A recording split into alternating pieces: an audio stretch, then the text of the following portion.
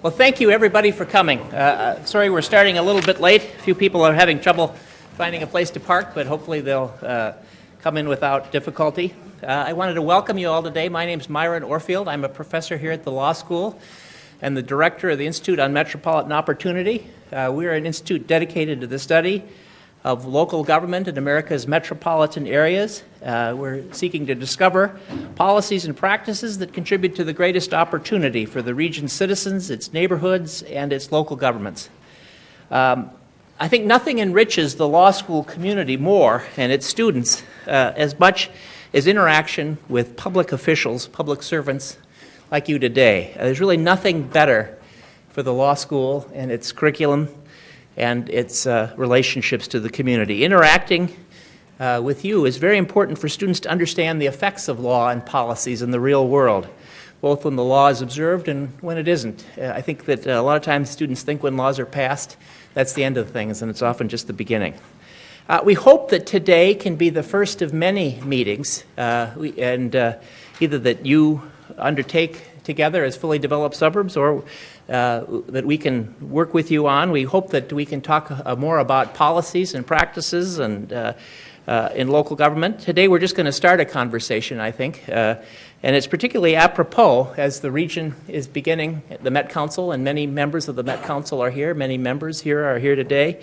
As the Met Council is considering a new housing plan for the metropolitan area for the first time in over 20 years, and as the State Department of Education is considering amendments and changes to the metropolitan level integration rule. So we hope that today is a listening session so we can talk about things that are working and not working in the metropolitan area and the perspective that you as local government officials and administrators have in terms of the operation of these really important policies in your communities and in the region. I think that we feel proud today, particularly to invite you. We think that in many ways you are the most successful communities in our state, the best run, the ones that are providing the best value for tax dollar in terms of services, in terms of efficiency. We know that from our studies that in terms of the achievement gap between whites and non-white citizens, that the fully developed suburbs are doing the best job at reducing that achievement gap in the United States and here as well.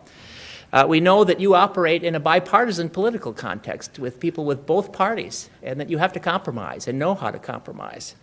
And we think here at our institute that communities like yours are really a model for a multiracial America, the America that we're becoming.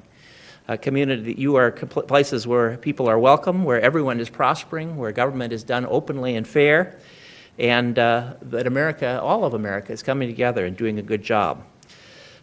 One of the things that we are highlighting today is the successes that you've had and the excellence of your communities, but also some of the challenges, hopefully, that can be faced before they become real challenges. The challenges that continue in our society when things like steering and mortgage lending discrimination and the discriminatory placement of affordable housing sometimes can undermine the stability of racially diverse communities. We'll talk about that and see what can come. I think there are places in the country that are beginning to cope with the changes in the America that we're becoming in a most productive way. We hope to highlight some examples of this and hear from you about best practices. So I'm going to show a few slides. You can hardly come to a presentation here at the law school without taking a look at a few maps, and then we'll get on to our panels and hear from people that are actually operating in the world as it is. We have been interested in the last 6 or 7 months, particularly in the growing racial diversity of America's suburbs, and I'm going to show you some maps locally. This is a picture of the Twin Cities in 1990, and all of these slides are on our website, on the front page of our website if you'd like to have them, and we also have a long report about these trends throughout the country. In 1990, the areas that were red were neighborhoods that were predominantly non-white. The areas that were green were areas that were racially integrated or diverse, between 20 and 60% non-white, and the areas that were blue were predominantly white. That was 1990, a couple of decades ago. Here's 2000, and you can see both the non-white areas in North Minneapolis and some of the poorest parts of St. Paul are growing, but you can also see many of the suburbs, many of the neighborhoods in the suburbs have become racially integrated and diverse by 2000, particularly the north through Brooklyn Park and Brooklyn Center. Richfield, East Bloomington are certainly part of this trend. and some of the entering suburbs of St. Paul. Fast forward to 2005 to 2009, and you can see many more of the suburban areas. In fact, the majority of suburban neighborhoods are in this category in that period.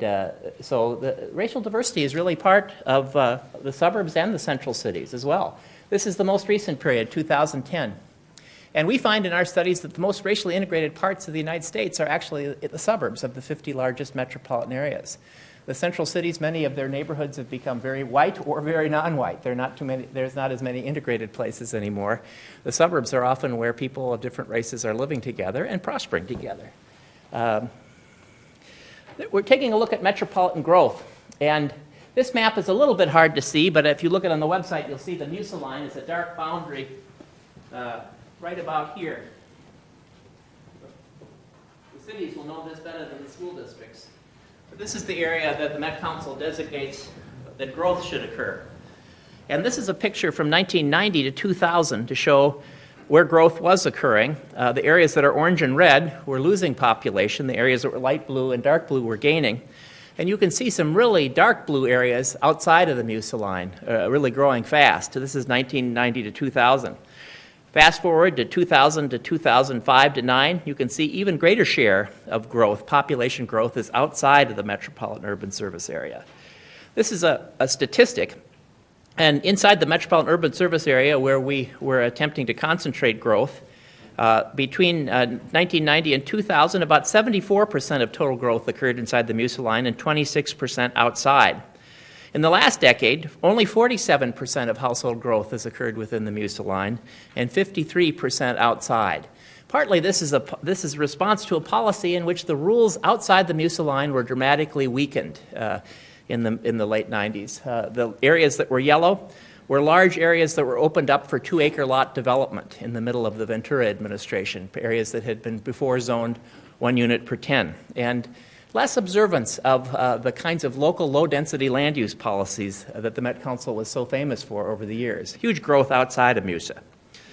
Demographics. We're going to talk about schools. This is the Osseo School District and the Robbinsdale School District, you can see. These are the elementary schools in the Osseo and Robbinsdale School District. The size of the circle shows how many students are in the school, the elementary school. The pie chart shows the racial diversity. Blue is white, red is black, yellow is Hispanic, orange is Asian, and green is American Indian. This is 1995 and 96. This is 2000 to 2001, 2005 to 2006, 2010 to 2011. Rapid racial changes that are occurring in the school districts, many ways reminiscent of the things that happened in the central cities decades ago. A growing concentration of poverty and segregation, often associated with practices like steering. Non-white families tend to be shown housing in certain parts of the suburbs. White families are often shown housing in different parts of the suburbs. Mortgage lending discrimination. As places become racially diverse, often banks withdraw credit from those areas, and these can become problematic. So patterns of discrimination in housing and in lending and in real estate practices can affect this very strongly. You can see poverty follows racial diversity in many of the areas. This is the West Metro Education Project, and we'll be looking at Robbinsdale, Wayzata, Hopkins, St. Louis Park, Edina, and Richfield during the same period. This is 95 to 96. You can see 2000 to 2001, that big, very colorful area in the middle is Minneapolis. This is 2000 to 2001, 2005 to 2006, 2011 to 2010. So you can see many of the districts, the St. Louis Park District, the Hopkins District, about evenly balanced between white and non-white students, Robbinsdale District, many schools evenly balanced, growing diversity, and even places like Edina and Richfield as well. Almost all the first-string suburbs, Eden Prairie, many of the fully developed suburbs, Wayzata has experienced increases in racial diversity, almost all the communities in the fully developed area. This is Richfield and Bloomington. And you can see the Richfield School District and the Bloomington School District, Edina, just south, and you can see the same period from 95 to 2000 to 2005 to 2006 to 2010 to 2011. And in Bloomington you see particularly the Valley View Elementary School, the Partnership Academy, Centennial Elementary, many of the schools, Indian Mounds Elementary, majority non-white, schools that are growing fast in the suburbs. And poverty as well follows suit. This is south of St. Paul, and you can see in the Mendota Heights, West St. Paul, South St. Paul, and Inver Grove districts, again, changes occurring in the school patterns, similar to the Midwestern suburban districts. I'll go a little slower here. This is the picture of, you can see Mendota Heights here. The square is West St. Paul, South St. Paul, and the northern part of Inver Grove Heights. And poverty as well follows suit. These are the northern suburbs. This is the Roseville School District. Roseville, North St. Paul, Maplewood, White Bear Lake during this period. This is 95 to 2000, 2000 to 2001, 2005 to 2006, 2010 to 2011. And again, free lunch follows suit. In the metro area, there were 5 schools that were more than 3/4 non-white: Brooklyn Center, St. Paul, Richfield, Columbia Heights, and Minneapolis. 8 school districts that were between 40 and 50: Robbinsdale, Osseo, Bloomington, Fridley, North St. Paul, Maplewood, Burnsville, West St. Paul, Mendota Heights, Eagan, and Roseville. 7 between 30 and 40: St. Louis Park, South St. Paul, Hopkins, St. Cloud, Shakopee, Inver Grove Heights, and Spring Lake Park. And 6 between 20 and 30: Eden Prairie, Mounds View, Rosemount, Apple Valley, South Washington, Wayzata, and Anoka Hennepin. So these issues of diversity and change and balance are issues of the entire region. These are the employment centers of the region, and long ago, these were an important part of the Metropolitan Council's planning goals. They tried to concentrate jobs in existing employment centers to promote transit development and access. Over time, they have certainly lost their strength as jobs have moved further out to the edge of the metropolitan area. This was how the job centers fared between 1990 and 2000. The red job centers lost jobs, and tan had slow growth. The light blue had moderate growth. The dark blue had high growth. And you could see the outer job centers were doing better than the inner job centers. This is 2002 to 2009. Almost all the job centers lost jobs, and of course this was the period of the Great Recession. But you can take a look during this period. The inner ring, during the 1990s, the inner ring job centers gained 19% on new jobs. Between 2002 and 2009, the inner ring job centers lost 18% of their jobs. The other job centers, besides the inner ring, gained 12% during the 1990s, only 1% from 2002 to 9. The outside, the unclustered, scattered employment at the outer edge, where scattered housing development is going on, and often beyond the use of the outside job centers, gained 31% from 1990 to 2000, and gained 8% during the Great Recession. So even in robust times, scattered, low-density, outer ring job development continued to move forward, while the other types of jobs don't. When job development moves outside and scattered, it throws the residential market 20 to 30 minutes beyond those jobs. So as jobs become decentralized, so does the residential market. And as the residential market becomes decentralized, so does the job. It's a fueling cycle. One of the reasons the Met Council used to like to concentrate jobs was because of that vicious cycle. This is a map that shows the change in jobs 2003 to 2008.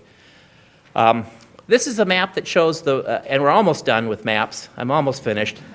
This is a map that shows the racial composition of the elementary schools by contour. The areas that are pink, in the pink contour, the schools are more than 50% non-white and poor.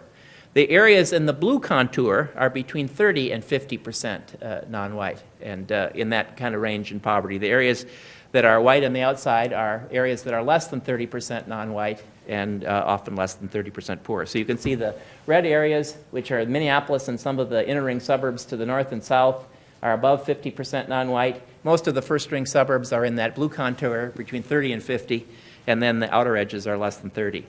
This is where subsidized housing has been built in the last, this is all of subsidized housing, and you can see a lot of it's concentrated in the central cities and increasingly in the older and racially diverse suburbs. One of the big questions the Housing Finance Agency is thinking is whether they're going to use residential growth or the existence of jobs as a category to award housing. If they use the existence of jobs to award housing, there's going to be very high goals for the first ring suburbs because that's where most of the jobs are. The fully developed suburbs have 60% of all the jobs of the region, 62%. If they use residential growth, it'll be more of the outer ring suburbs. And this is a question that the council will be debating. This is and the Minnesota Housing Finance Agency. 85% of affordable subsidized units are in neighborhoods with elementary schools where more than 30% of the students are non-white. 65% of affordable housing units are in schools that are more than 50% non-white, 85 are more than 30. And only 15% are in areas of the region where the schools are less than 15% non-white, so only 15%. In the last 5 or 6 years, almost none have gone to the areas that have are less than 15%. Tax base. The red and orange areas have lower than average tax base. The light blue and dark blue have higher than average. And you can see the higher than average, particularly the really high ones, are far western suburbs, developing suburbs, and far eastern suburbs on the St. Clair River Valley. This is the trend. And you can see the Great Recession hit hard the central cities and the older suburbs in terms of fiscal capacity. In fact, the fully developed suburbs were hit harder in terms of fiscal capacity than the central cities were in terms of loss. But you can see the outer suburbs continued to gain fiscal capacity as they continued to gain jobs even during the Great Recession. Okay, well, we're done now with slides, and I hope we can bring up our first panel from the school districts. We have Helen Bassett from the Robbinsdale School District, who's also a school board member, Melissa Krull, who's a faculty member at Minnesota State University, formerly Eden Prairie Superintendent, John Schultz from Hopkins, and John Tyne from the Roseville School District. So I hope you can come up. Good. Okay. Well, stop me at 15 minutes or 10 or whatever that number is. Give me the sign. Okay, thanks, Tom. I'm very happy to be a part of this panel with my colleagues. Every time Myron brings us together to discuss these issues around integration and race and socioeconomics, it's such an extremely important topic. To those of us that are here, and I understand we're an audience of city folks and city officials and school district officials, and at the end of the day, I think what he's hoping we'll say, and he's right, which is we have to come together around the issues if we're going to make the kinds of change that we're really thinking we know we need to make on behalf of our communities and our schools. So this quote that I brought with me kept popping up as I was thinking about today, and so I'm just going to start with it because it has meaning for me, and it's a Martin Luther King quote, and it goes like this: I do not see how we will ever solve the turbulent problem of race confronting our nation until there is an honest confrontation with it, and a willing search for the truth, and a willingness to admit the truth when we discover it. And I see this quote as sort of the centerpiece to these discussions that we need to be having in our communities. So for me, coming into this discussion, I can tell you like 4 things about just an experience I had, and then we'll talk just a little bit about what seems to be the most current research that popped right up in front of me today and yesterday, and then some ideas about where we should go. But this picture that you see behind you is one community's response to the notion of integrating our schools. And so my own experience is, of course, being the superintendent in Eden Prairie and intentionally an intentional drive to integrate the schools that were quickly becoming segregated. So that's sort of the challenge of it. So behind you is an opinion, and along with this opinion came a slogan entitled "Yes for Neighborhood Schools." In other words, we want our neighborhoods next to our schools. Please don't take our schools away from our neighborhoods. And then there's a whole conversation around whether or not there was very much, there was a great distance to go anyway, which is another conversation altogether. But the idea is we wanted our neighborhoods next to our schools, and we'll do anything to stop that from happening, from taking our schools away from what we consider to be our neighborhoods. And you just got done seeing Myron's data around what's happening in our communities as we become demographically a changing country and changing city and school district from community to community. So in the end, the schools became integrated. And everything we know today is that the kids are doing just great. In fact, there's one more slide, Myron, if you want to pump to it. The kids do well in these circumstances. The kids just do well. I think that's the 2012 data. So you can really see how even under fully integrated conditions, kids are thriving. And of course, there's lots more that goes with results like that, but there's really good recent research that talks about the fact that everybody does well under these integrated conditions in our schools, and we know this. So it's sort of like what's the what's getting in our way? I know that at the end of the day, at least for the school folks, and probably for all of us, the biggest, most overbearing challenge is this tragic and predictable achievement gap. And we all know the research that talks about when kids are learning in segregated settings, they don't do well. And when kids are learning in integrated settings, we're learning more and more and more every day that they're doing better and better and will do well. Everybody does well in integrated settings. So just today, I was reading an article. It was a brief that just came out.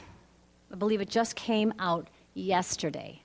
And Myron is probably familiar with this, as it was a report that was prepared for PRAC, which is the Poverty, Race, and Research Action Council.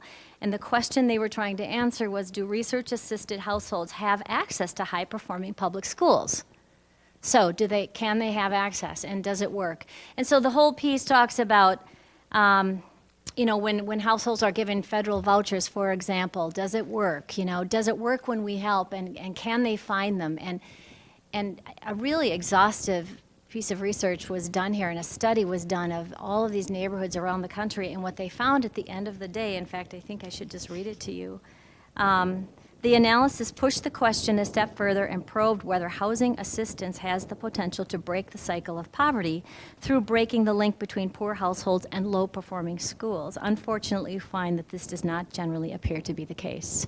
And even when families are given vouchers, they find that they can't navigate the system easily or well enough to find a home that's affordable near a school that is considered a high-performing school. So this is research that just came out today. So this is the most recent stuff we're learning about this problem that we have. So what happened in Eden Prairie, and I think it happens in a lot of cases, and I think it's why the research is going this way, there's a giant argument that emerges, which is if you integrate the schools, the white kids are going to do worse. And I think now, and so you just go online and Google whether or not anybody's writing about that or talking about that, and they are. And of course, Myron and Tom just did a piece this summer that came out in July, and I was reading it, and I captured a piece that I think is really important for us to hear. And I'm just going to read this little paragraph. It says, attending racially integrated schools and classrooms improves the academic achievement of minority students as measured by test scores. Since the research also shows that integrated schools do not lower test results for white students, they are one of the very few strategies demonstrated to ease one of the most difficult public policy problems of our time, and that's the racial achievement gap. And the academic gains for minority students or children of color, the results for them are long-term, sustainable, positive outcomes.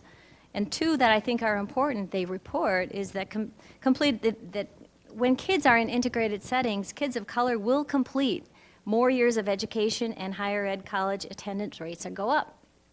And long-term economic benefits include a tendency to choose more lucrative occupations in which minorities are historically underrepresented. So these are very, very positive, clean outcomes for all kids when they're learning in settings like this. So it just behooves us to be thinking about how to do this right.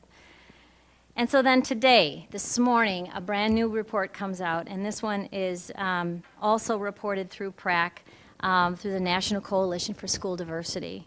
And the title is How Non-Minority Students Also Benefit from Racially Diverse Schools. So you see, we're having to answer this question. And I remember this very well myself, that as we made these attempts and efforts to integrate our schools for the betterment of achievement results for everybody, we really had to respond to this argument that those that were already doing well would do worse. And they're not doing worse. I mean, this is one example, but they're not doing worse. They weren't doing worse before, and they're not doing worse now.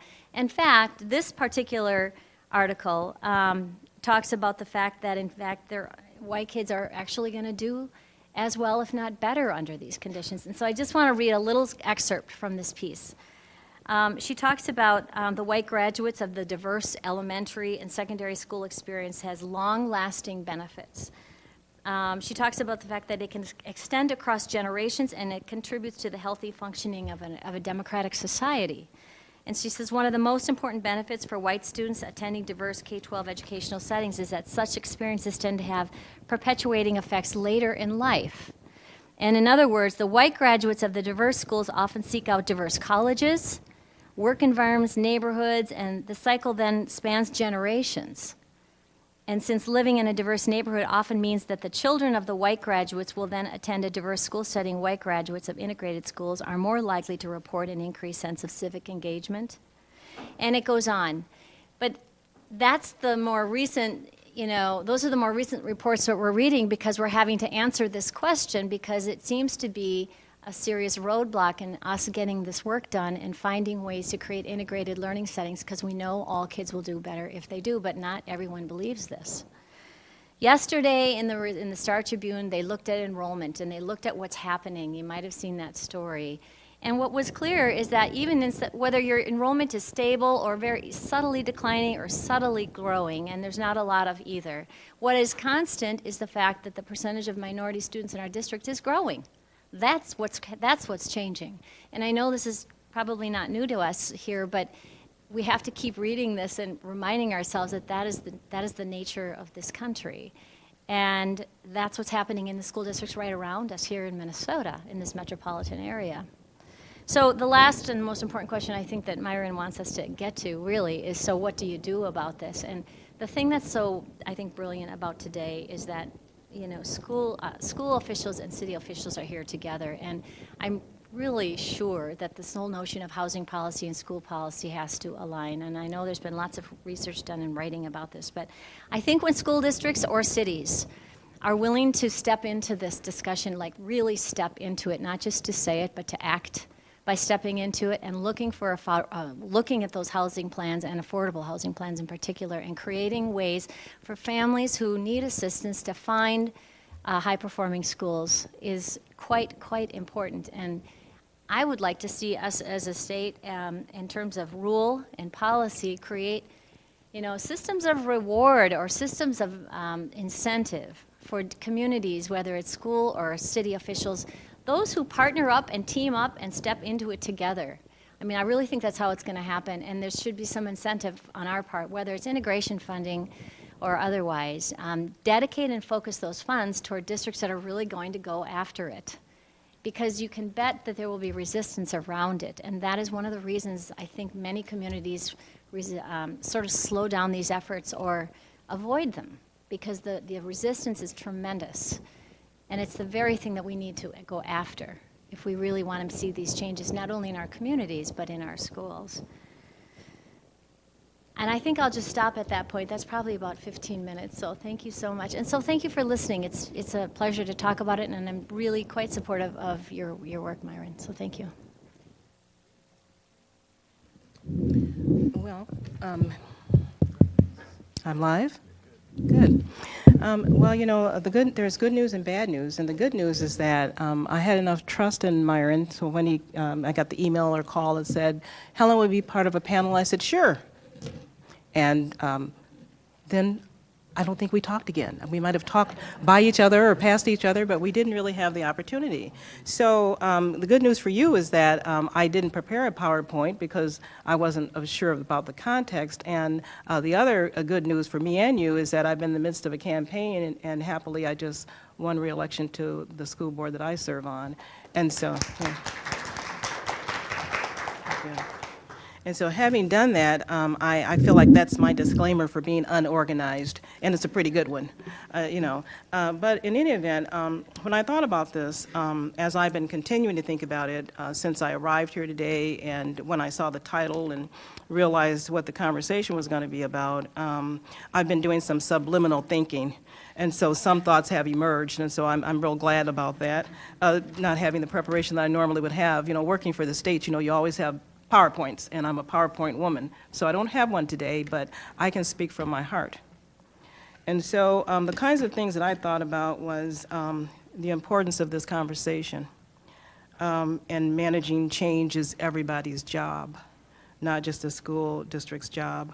I want to share a story with you, and as it happens, not only do I serve on the Robbinsdale School Board, but I actually happen to be serving currently on the West Metro Education Program Board, and of course you all know, and Myron had these wonderful slides that talked about the fact that there are 11 school districts in this partnership with the Central City, Minneapolis. And so I'll tell a story, and I won't say what district it came from, but this is a story I just heard the other day. Student was in a classroom, and what they were reading was Of Mice and Men. And I've read a lot of books, but just so happens I haven't read Mice and Men. And so there were references in the book that were offensive. You know, I mean, any one of us might find some of those references offensive, whether it's the swearing or whatever it might be. But there was a student of color who was in the classroom, actually happened to be an African-American young man. And so the African-American young man happily did not jump up and become angry and storm out of the room or hit anybody or swear at the teacher or do any of those things as far as I know. I'm just going to tell it this way. It could be slightly different. However, this is the way I understood it.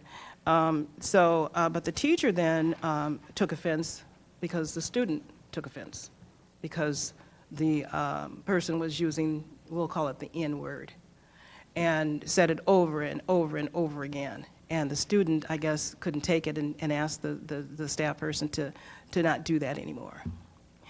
Well, you know, what happened was that the student ended up being either set in the hallway for hours upon hours, and then following that, then I guess was sent down to the office and whatever else ensued.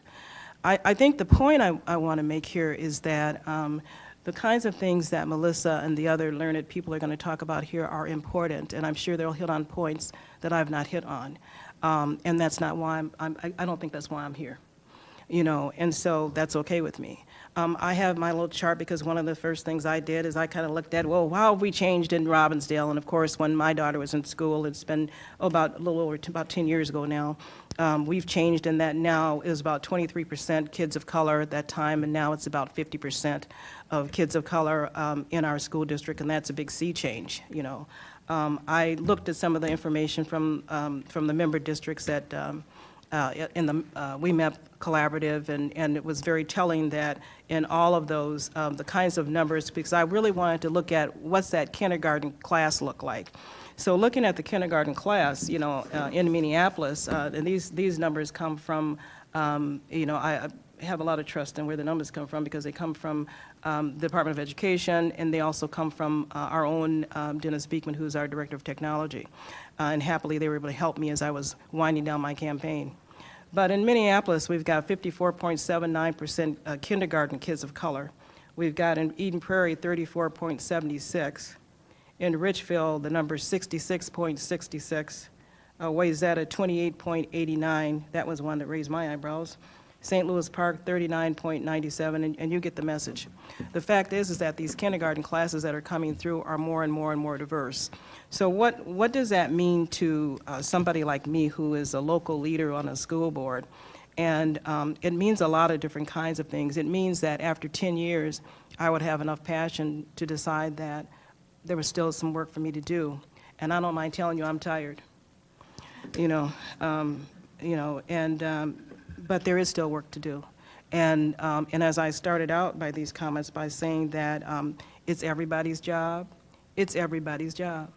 And I just can't stress that enough. Happily at the presentation that we had, and the good news is that we just are actually still we have come to some agreement. Some of you may know that there's been a conversation between Minneapolis and the West Metro Education Program with regard to Minneapolis public schools and the throes that they're in with losing enrollment and trying to figure it out and trying to get it right and trying to have partnership, and will they stay in WEMEP, will they leave WEMEP? And that's been an important conversation that we've been engaged in, because after all, what are we here for? We're here to talk about partnership, and at the end of the day, that is what that is.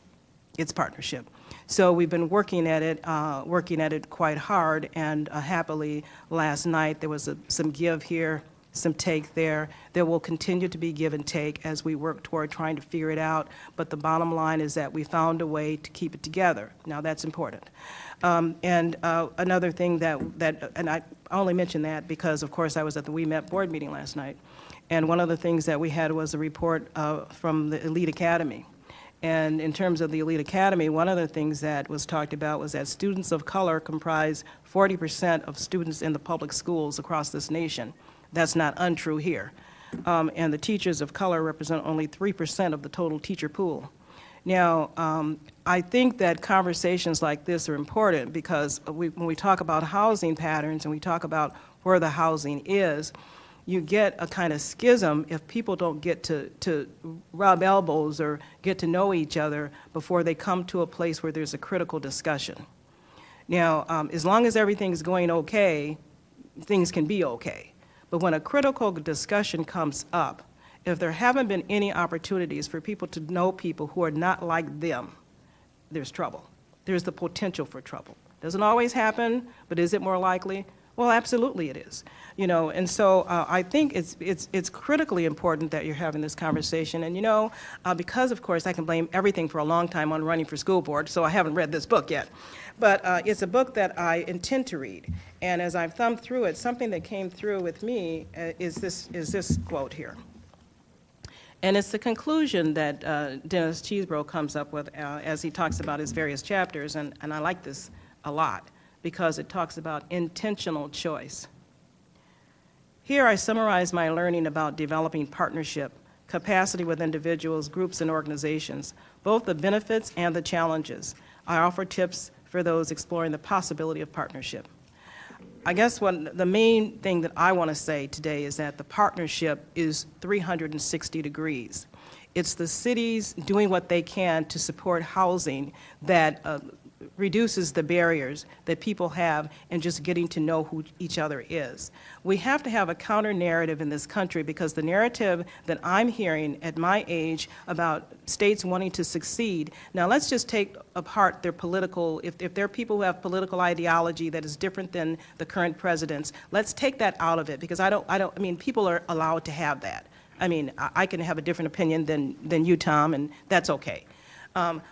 But the reality is that somewhere embedded in there is some of the things that we don't like. I don't know what percentage it is, I don't know how much it is, but I know living in America that it's there. When we have a narrative that says we want to leave this wonderful country because we don't want to be next to, well, good thing I like John. I don't want to be next to John, so I'm going to leave. I mean, that is a problem. There is no way in the world that we can be the country that we have been in the past. And I count my parents among the great, we always talk about the great generation, I count my parents right in there with the best of them. We cannot continue to have that kind of going forward if we don't, I want to say, just get serious about this and do housing patterns that make sense. And recognize that young people are going to be in the world with people who do not look like them if they have God-given talents to achieve and they're nurtured with a good teacher. And we know, the research says, and there are so many educators in here who know, that a good, effective teacher in the classroom trumps everything. Trumps if the parents are crazy, if the parents are running around, it trumps all of that. Now, there are gradations and percentages, so not 100%, but I think we get somewhere in the 70 to 80% percentile. That's pretty doggone good. So I think that there are we know what makes a difference. And we have to garner up the political will to make a difference in a country that is changing. And there are people who have the ability, the resources, the authority, the power to make it happen. And I just think that we just need to be about the business of making it happen because we don't really have an alternative. There is no alternative. So, how'd I do? Very well. John? Thanks for letting me follow, right? Yeah. Yeah. No. Hello, my name is John Tyne. I'm the superintendent of Roseville area schools, and I'm probably not only the oldest superintendent here, but I'm probably the most fortunate superintendent here. I was lucky enough to follow Roger Warner and Carol Erickson, who were really were great visionaries when dealing with school integration. And I happened to sit in a meeting when Roger Warner and David Bennett from St. Paul sat down and talked about how we really need to work together to bring kids together. And that started in 1989. Now, these were two titans of personalities, two great, huge personalities in one room, and it was interesting to see them work together. But because I had the opportunity to follow them, it really made it pretty easy to see the need. And it became very clear that we were going to be changing as a district. In 1988, when I arrived in the district, we had about 8% student of color. Right now, our protected class students are about 47 to 48%. I'm also very fortunate to live in and represent 7 different municipalities who all are very gracious and are very willing to work with us to meet the needs of our families. They understand housing. They understand that if we're going to grow as a community, the first thing we need to do is make our homes and our communities livable for the families that we want to serve. I want to talk about not only students of color, but the different types of students that we're hosting within our community. Right now, the challenge that we face, and it may not be as great as Minneapolis and St. Paul, but 65 different languages are spoken in our school. The other day I had a new one. We have an Icelandic student, and that was an absolute shock to me that language was going to be one that we dealt with. We've tried to meet the needs of our community. We've tried to balance enrollment, but we've tried to do that through parents and specialty programs. An example would be we have an immersion program, but the immersion is a dual language immersion program. And half of our students are native Spanish speakers, half of them are native English speakers. And the idea happens to be whenever you have an immersion program, the affluent families in your district rush to fill all the slots, and our non-affluent families are left at the back door. We work very hard to make sure that there's equal representation and that affluent and non-affluent families have equal rights and equal opportunity. We are the small neighborhood school district. We run 7 small elementaries. We run a K-8 program. And because they're small neighborhood schools and because our communities have worked so closely with us to help provide housing and opportunities, our schools are very diverse. And we do have one magnet program that is not as diverse as others, but we're changing our enrollment process to make sure that it becomes more equitable and fair for our students. I talked to our staff earlier this year, and we talked about equality and equity. And I think you've all heard the story about the teacher who set all of her kids in a circle in the room and then said, please take off your left shoe. Pass it to the right. Now throw it into the middle of the room. Now I want you to run in and grab a shoe and put it on. And of course there was a commotion and the kids rushed into the middle. They grabbed their shoes, and guess what? Very few, if any, had like shoes. The teacher said, well, what's the problem? You're all treated in an equitable manner, right? There's fairness there. The kids go, no, that's not fair. There's a difference between equality and equity. And equity means that you have a pair of shoes that fit, not just a pair of shoes. And so we're working very hard to make sure that all of our kids have equal opportunities within our district. And the relationship that we have with our municipalities and with our nonprofits have been very, very important to us. And, I guess I'm going to just stop there and save some time for some other folks, and hopefully you'll have some questions. Oh, one other thing, too. Earlier on, I was blessed with a school board that really believed in equity. And we passed something at the time that didn't seem like it was really important, or not as important as it turned out to be. We passed an equity vision. That's part of what we do every day and we live by. And we use that as something that we send everything through before we do it. And at the time, it sounded really simple, and it sounded like something that it wasn't going to have that big of impact. But I have to tell you that I've had a number of staff members, community members, and citizens that have said this has been really important to us. And I've had our principals say that when parents come in and say this isn't fair, they talk about equity, not fairness. And it has really made a difference in the relationship that we've had with our families and with our students. Thank you. Thank you. I'm John Schultz, Superintendent Hopkins Public Schools, and thank you, Myron, for inviting us to this discussion. I got two stories I want to tell just to start out. First one was this fall at the beginning of the school year, I had a young Somali mother come up to me and ask me if there were other libraries in the Hopkins area, and I said, well, I knew the one in downtown Hopkins. I mentioned the one at Ridgedale.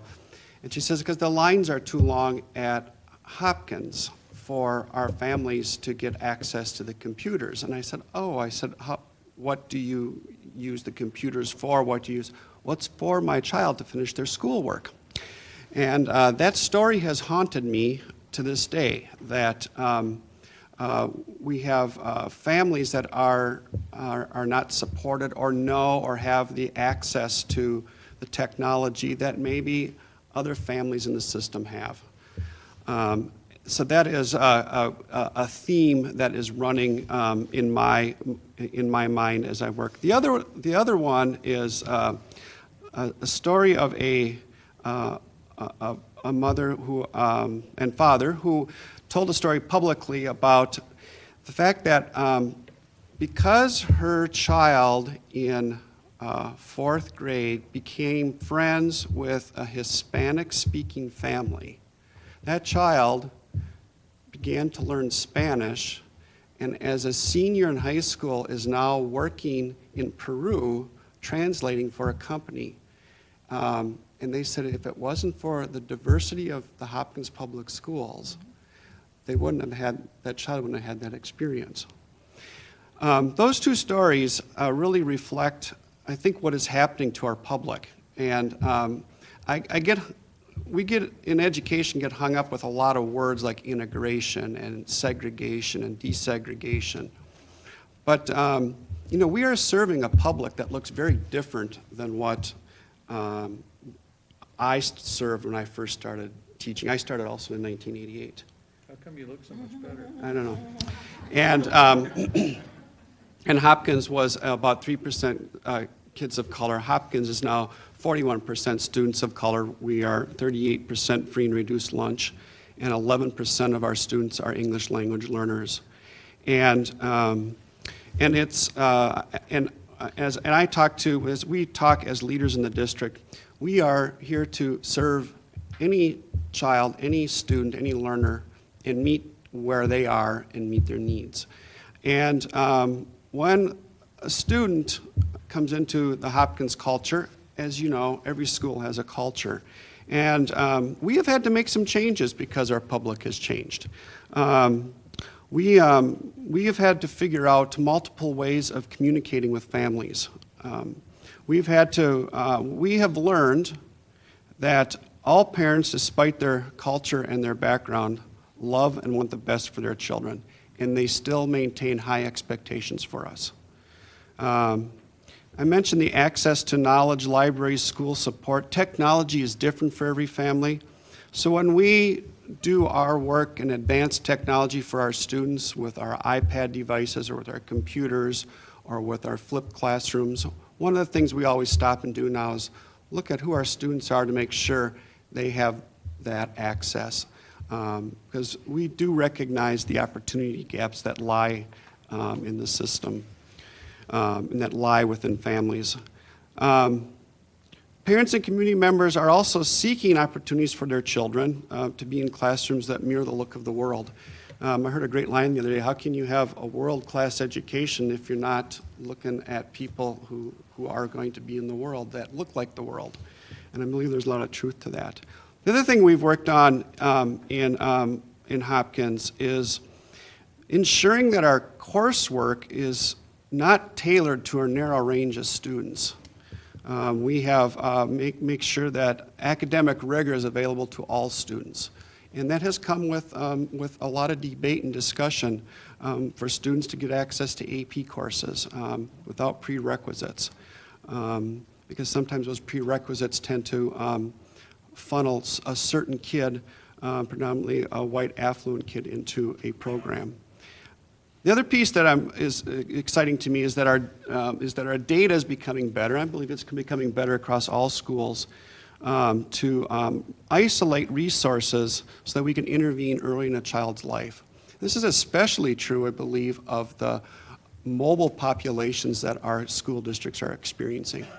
And that really relates to housing. And one of the things that I believe we need to talk about when it comes to housing is the mobility of students, and how do we establish a more stable place for children to live so that that schooling becomes constant and stable at the same time. So one of the things that I would encourage all of us to think about as educational leaders and as city leaders is to think about our housing. Think about the fact that our schools, I believe Minnesota schools can adapt to any child. I know that Hopkins can. But I believe we need to be cautious that we don't set up cities that are segregating themselves from one another. We need to ensure that we continue to have integrated schools.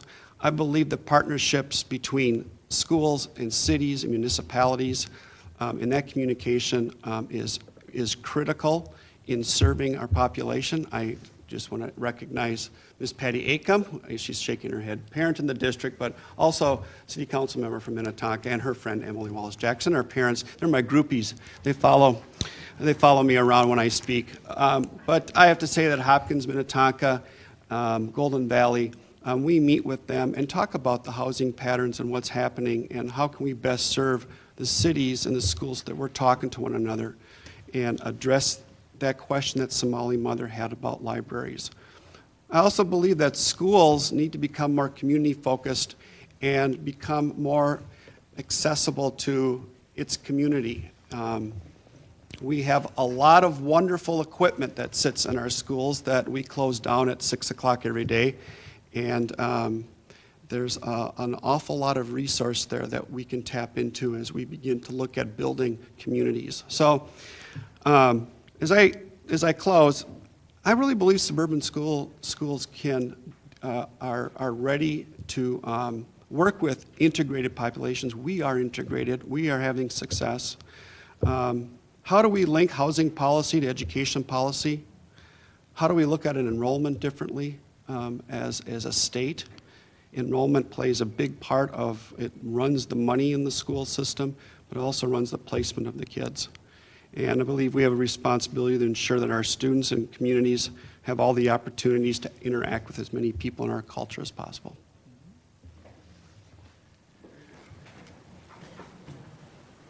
Well, before I open it up for questions, I want to ask you a couple of questions about what you think about state policy. It looks like, as you were saying, and our data bears this out too, you are all these school districts that are represented here have done an excellent job at reducing the achievement gap, among the best in the state and region.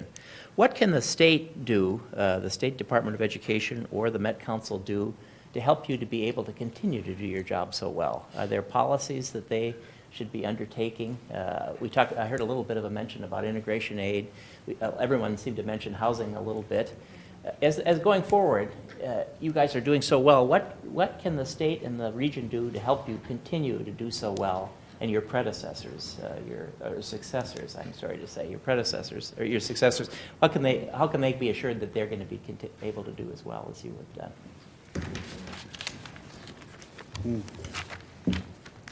Well, I can name a couple of things right up front. We have to look at the effects of open enrollment. I think there are certainly stories where open enrollment serves a district well, but it also is used as a vehicle to run as fast as you can away from these discussions around integrating our schools and our communities. And I think we absolutely have to study that, because I certainly have seen it myself, where the opportunity that we give families to choose works against this work here tonight. So I think that's one of the issues for sure. I think integration aid, the way it's established now, could be probably, I think it's desperately needed, but it could probably be much more well-defined and pointed toward the kinds of outcomes we want. And I can't speak to all the ways it's being used or who's doing what, but I certainly think it's a place where we could really zero in. And some of the rules are not the same. You know, some of the rules are not the same for public school systems versus the charter school system. The rules are different. And so, you know, I can tell you that families left Eden Prairie, and there were white families that left Eden Prairie. The families of color stayed. The white families left. And so once you balance and you think you've got an integrated map and your schools are balanced and the white families leave, there goes your plan, you know, and it alters the plan that you were aiming for. And families were looking for, you know, they were looking for other white communities or other options that were more segregated by white students. So those kinds of pathways, I think, that we allow or create really don't work toward the end of a fully integrated school district or community. And I think we have to ask questions about those things and change those rules and laws so that we really get what we want here. You know, in terms of the integration aid, I think it's vitally important that that aid continue. I do think that certainly the task force recommendations and then other recommendations that have come along have helped define where some of the gaps are that need to be filled in with that aid. I do think that it's moving and shifting in the right direction, and I think pulling the legs out from under it right now when it's just in a position to pivot and turn would be a horrible thing to have happen. I guess the most I can add to the question that you asked, Myron, is I think discussions like this, and beyond just the discussion, I think intentional planning that links educational policy and housing policy is vital. I'm always resistant of quick fixes and quick answers. I think planning and deliberate thinking and looking at things so you see the natural intervention points always trump in my mind. So to sit here today to say that I have, you know, I think it should be this or that, I'm certainly not prepared to do that. I'm not a housing expert or an educational policy expert beyond our school board. I hope, although you're listening, I'm an educational policy expert in Robbinsdale. But seriously, I do think deliberately thinking about these things, keeping the conversation going, looking for practical ways and practical applications where those policies have mutual benefit, I think is key. And I don't think it's a conversation that you come away from. I think you stay at it and work on it and look for those opportunities because I think they do exist. Two things, open enrollment, and I think it might be a little different. It depends on where you're located. We found open enrollment has been equally balanced between our students of color and non-students of color, very, very close, and across our district. So it may be where we're located and where the boundaries happen to be, that could enter into it. If you talk about integration aid, I'm interested in being that it would be much more flexible. But I'd also, each school is different, and where they need to target those dollars is important. When I take a look at where we really would like to invest our integration dollars is in the earliest to start of school, early education, and get our kids caught up. It's very easy to see, you set two kids on a track and you give one a 30-yard head start and say, why can't they end up in the same place? It's pretty clear. So we really need to invest and use those dollars. And I'd like to see them change the formula a little bit so that there's a balance between our students of colors that we have and also the rest of our students. Because integration aid is not just for kids of color. It's for all kids and all the community. I would support everything that's here. And I would add that I think the Minnesota Department of Education has to ensure that school districts have just-in-time data rather than wait for the data that we wait days when a student comes in or transfers from another school district or comes from another program, and we have to build a program for that student. We are wasting valuable time when there are systems out there that the state can begin to work on to get us data quicker, which will help us do planning for kids that are struggling or behind or mobile.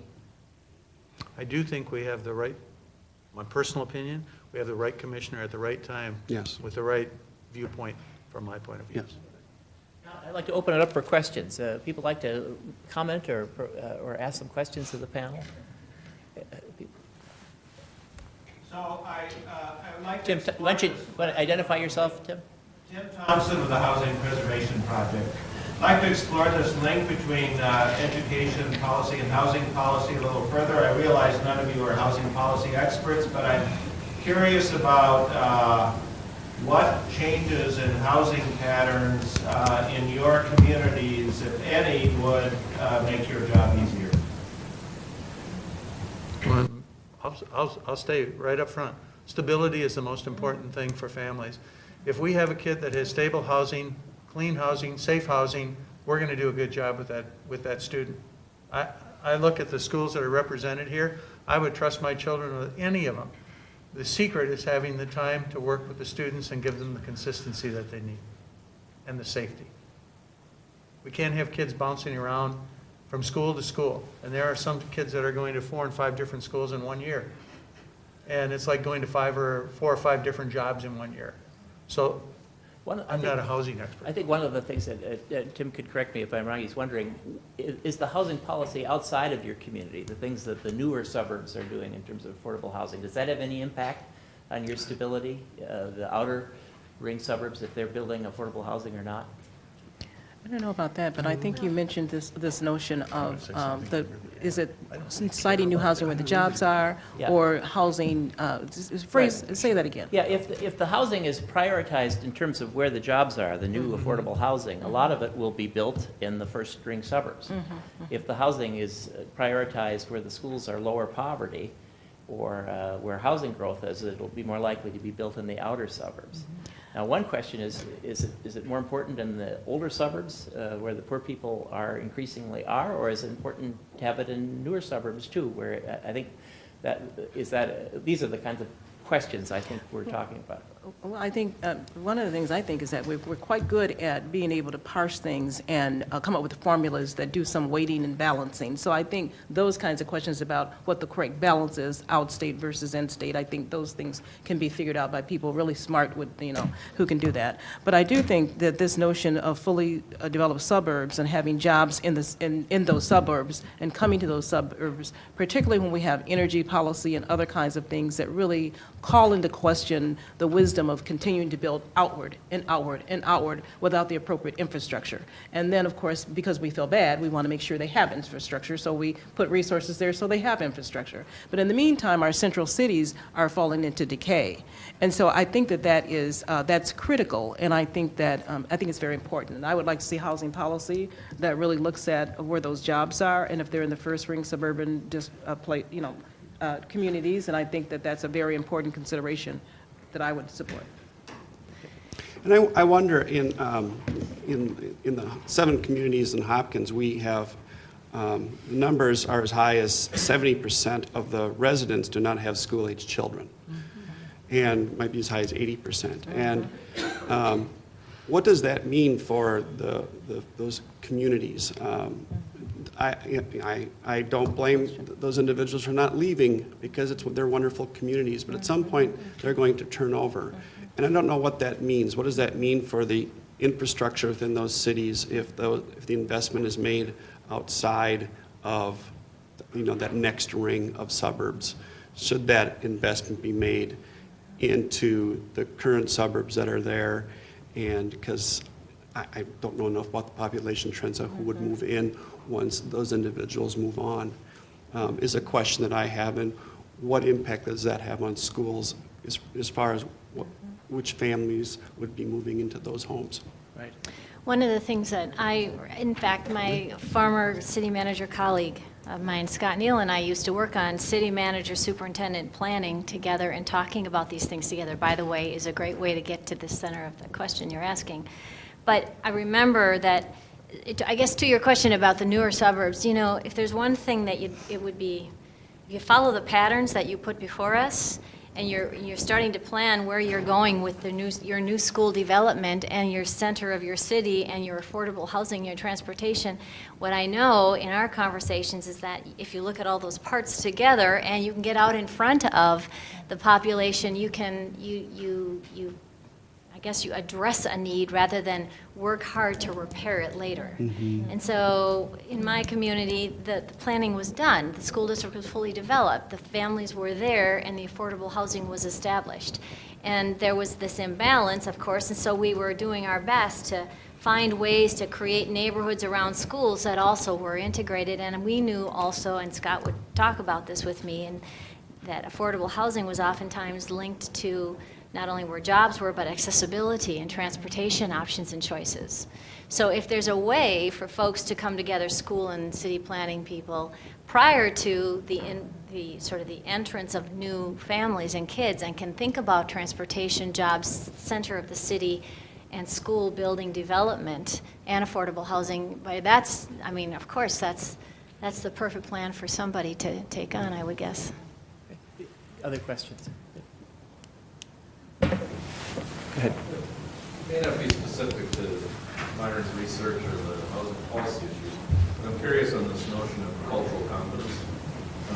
If it is a byproduct of a diverse learning environment, positive result, or is it an intentional effort as part of the curriculum in the learning environment that you're creating to develop cultural competence? Both, Both. from my point of view.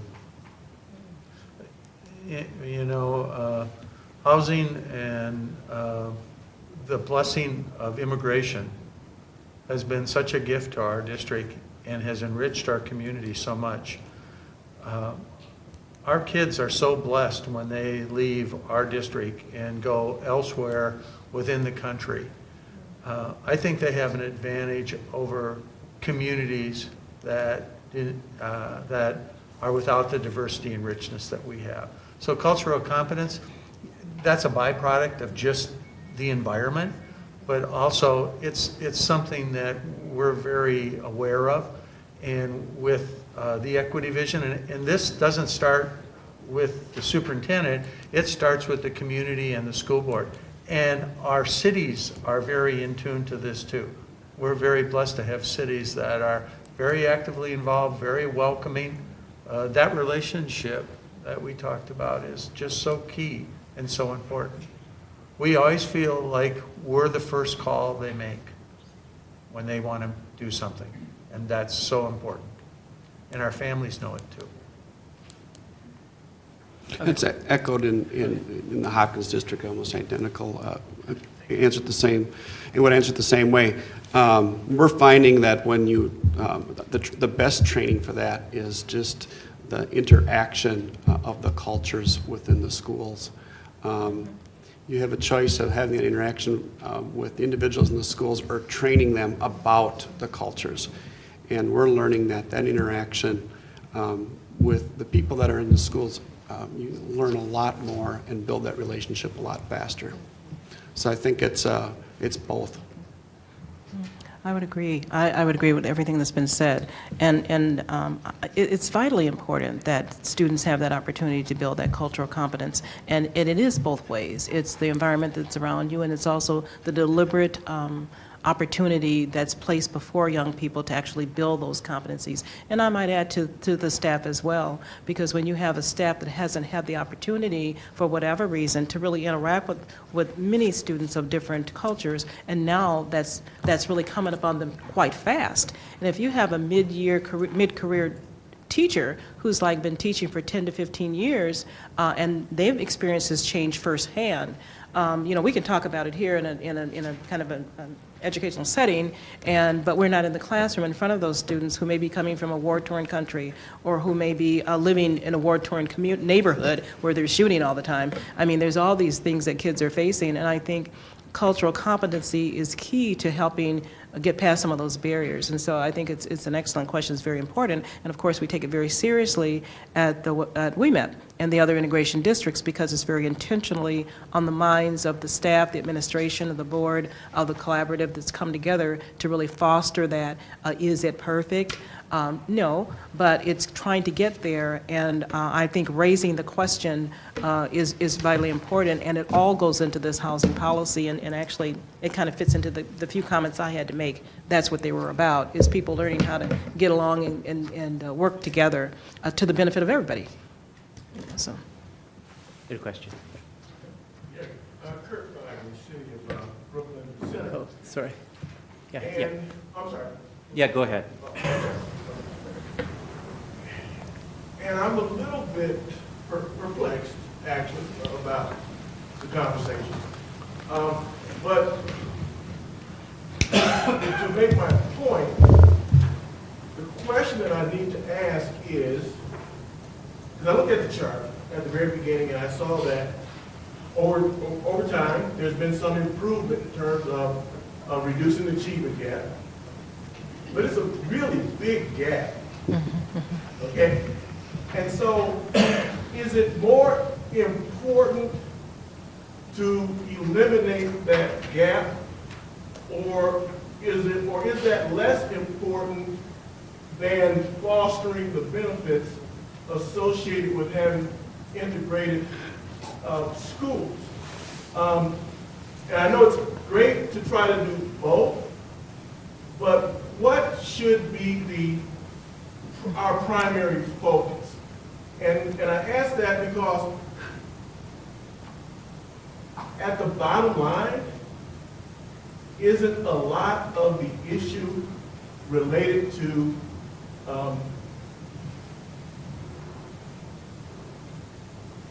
poverty and economic opportunity? So help me understand what this, I've heard euphemisms about the work we're about Yeah. and other kinds of things that we're trying to achieve. Help me understand what is it that we really are trying to achieve. Do you want to? Well, I have a reaction. I think that what I feel like my work is, and I feel like the work of everybody in this room is nation building.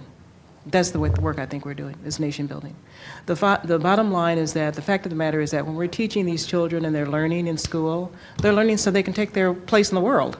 And they can do the kinds of things that need to be done so that the world can continue as we know it, with some improvements, I hope. But that's the work.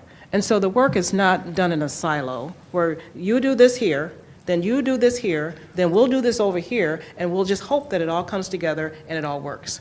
That's just crazy. No one would try to plan anything that would make a difference like that. So does everybody need to learn how to live in an integrated environment so that they can leverage the strengths that each others have? Absolutely, they need to learn how to do that. And should they do that in an environment that's forcing them to learn more and to be and to achieve academically? Of course. Can they do that? Can their families sustain them without jobs? Well, absolutely not. So, I think the problem is that we tend to think of things in silos and work on things in silos versus the kind of wonderful opportunity that we have here that Myron's providing us with, is to think outside of the box and think about how these things connect and be deliberate and intentional about making sure that we find the appropriate fits. And as far as I'm concerned, it's all about helping to find the appropriate fit without false barriers that keep us from doing that. And we have the opportunity as thinking people to do that. So I think highly of everyone in here because you're all intelligent. There's some people who don't have the capacity to walk down the street without help.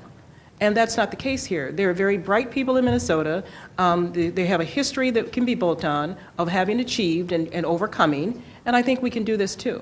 I think we just have to have the will to do it and understand the importance of it and how connected it all is, because it's absolutely connected. Go ahead. Keeping the main thing is the main thing. The main thing is student achievement, and that's our focus. I'm not a housing expert, never claimed to be, and don't want to be. But I am interested in student achievement, and I am a firm believer in affirmative action education.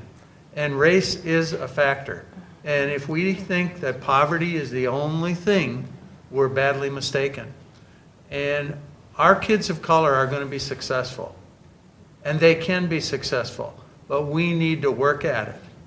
We need to work at it. And they too. But we need to work at it, and we need to admit it. That's just my position. Go ahead. I really liked what you just, my name's Mike Shanier, I'm from Brooklyn Park. I really liked what you just, a couple of you just said in terms of, I heard the word hope. And we started to get at really what the issue is. So I'd like to put forward a question to you about hope and the hope that children have, that they can achieve, that they can have a piece of the pie. in order to have hope, the research I've read, some of it's fairly old, like me, if you have children in a school, particularly elementary schools, and it was related to poverty, but then they looked at the hope that children have. The ones that come out of poverty have less hope. They can see the future, and they can see what's out there, but they don't have a hope that they can get there. That's the limiting factor. And if you can deal with the hope through stability, less moving around, all of those in jobs, achievement, the gap just naturally closes. That's where my head is at. It's been there a long time. I'd like to see how you react to that. Well, it makes me think, I think you're onto something, this notion of hope and what happens to kids in settings that are sort of are disenfranchised with limited resources and opportunity and segregated settings. And so it kind of takes me back to the gentleman before you when he was asking, which do you do, where do you go? And what you kind of get to, I think, is this idea that if you aren't in a setting where you see opportunity and see potential and have access and have opportunities and that there's hope for that, it's hard to find your way out. And the thought I have around getting to this and getting away from what feels hopeless is that you have to create an integrated setting to get to something that is hopeful. And so I think there are enough trends, patterns, and research studies that have been done about how long and how sustained the results are for children who are in children of color who are in segregated low-income settings. And there's very little hope for them to get out of that cycle. And so when I think about which do you go after, I think it's, of course, both and all, but an integrated setting does create hope. And a segregated setting is not proven to be very hopeful. I would like to comment that. Because I agree with you, and I'm curious what others think about that word hope. The young people coming out of that limited situation, what they hope for is different than what my daughters hoped for. Mm-hmm. I think that's a huge root that we have to remember and actually try to focus on and deal with. That's one of the reasons for integrated housing into neighborhoods. I'm going to take the prerogative of calling a break now. I think we're going to take a break for about 10 minutes and come back with our city panel. Thank you. So I think then we'll have some more discussion.